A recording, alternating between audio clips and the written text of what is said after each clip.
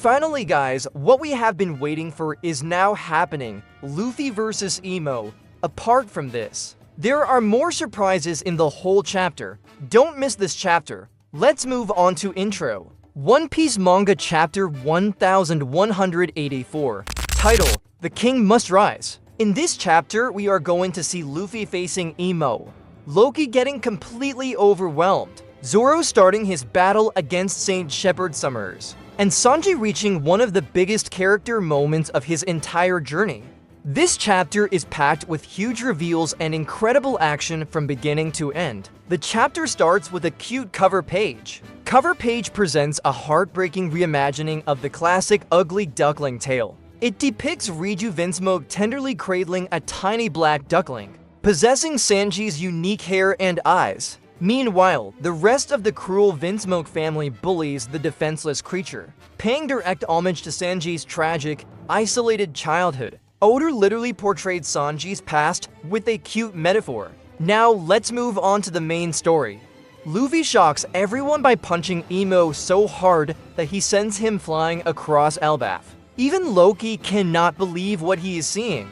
The impact is so powerful that it creates an enormous Conqueror's Haki clash and tears through the battlefield. However, Emo remains surprisingly calm. Even though blood is shown after taking the hit, Emo barely reacts and looks completely emotionless. This suggests that Luffy's powerful attack did not seriously damage him. It also shows just how terrifying Emo really is. One interesting thing is that Luffy performs this incredible attack in his base form, compared to earlier arcs where he needed stronger forms to destroy massive structures. This clearly shows how much stronger he has become. A funny moment follows when either Ragnar or the Giant Hammer praises the attack. It is left a little unclear who actually speaks. Luffy then tells Loki that he should rest because his body is already badly injured from the previous battles. Loki becomes frustrated because he wants to continue fighting despite being exhausted. At that moment, Emo creates strange demonic symbols with both hands and launches mysterious dark orbs toward both of them. Then Luffy saw a kind of black flame coming out of his body. He couldn't figure out what it was, and it wasn't even very hot, and Loki noticed that the same thing was happening to him. Soon after, Emo reveals a frightening new technique. A small flame attached to Loki's body becomes the target of Emo's attack. Emo locks onto the flame and unleashes a move called Grudge Sword. The attack cannot be avoided. The enormous sword flies directly toward the marked target and pierces straight through Loki's chest. Even someone as huge and durable as the ancient giant is completely overwhelmed. What do you think about this new ability? Comment below with your thoughts. Back with the Straw Hats, everyone desperately tries to help. Nami attacks with lightning.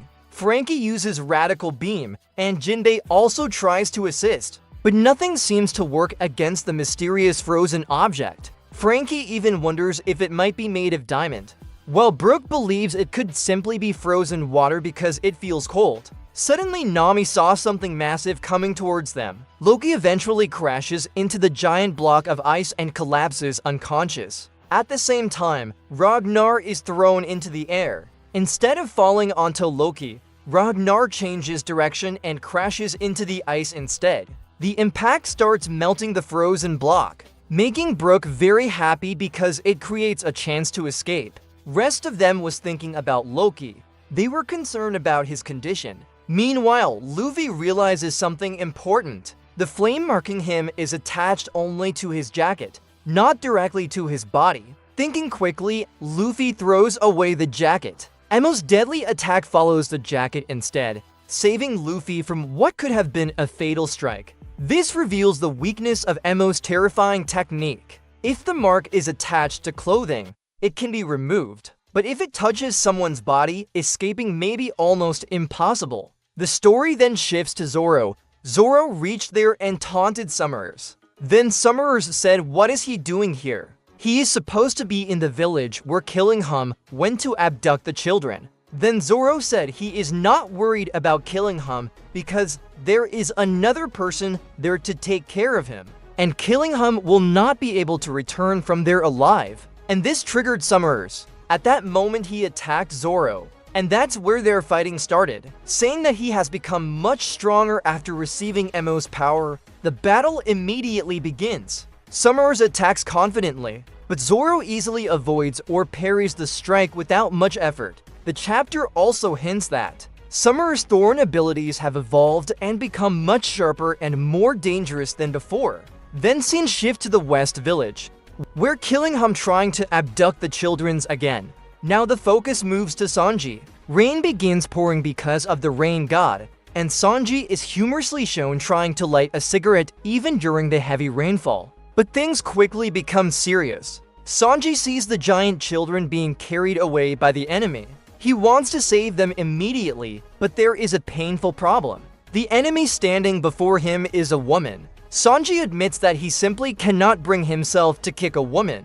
At the same time, Ripley is crying while begging for help as her child is taken away. This creates one of the biggest emotional conflicts Sanji has ever faced. He cannot attack a woman, but he also cannot stand watching a woman cry.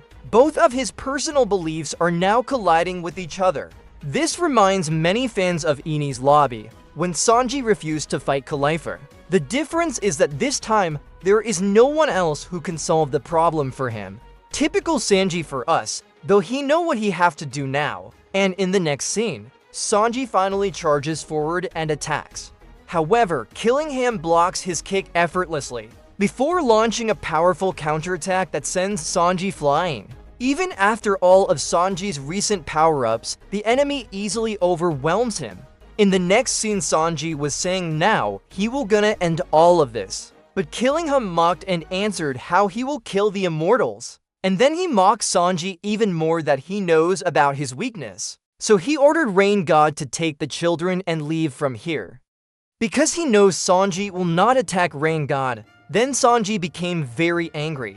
And when Killingham saw Sanji he could use Conqueror's Haki, this moment was truly amazing. Because we have never seen Sanji weakening Conqueror's Haki before, this is something only some members of Straw Hat can do. Then comes one of the biggest moments in the chapter.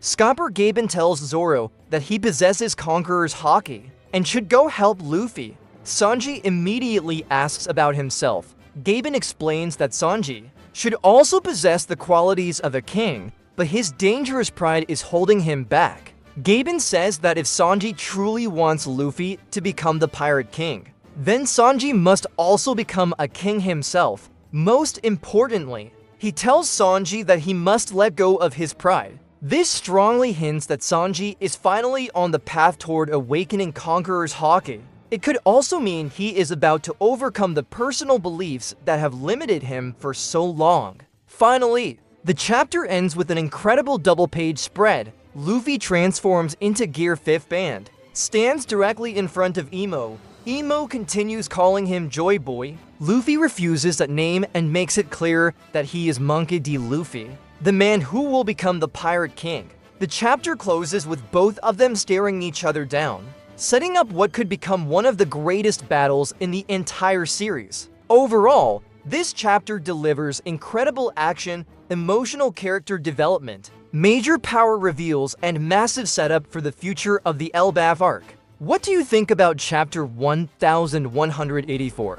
Did Loki perform well despite losing? Will Sanji finally awaken Conqueror's Haki? And who do you think will win between Gear 5th Luffy and Emo? Let me know your thoughts in the comments below. If you enjoyed this chapter breakdown, don't forget to like the video, subscribe to the channel, and turn on the notification bell so you never miss future One Piece chapter reviews and theories. Thank you for watching, and I'll see you in the next video.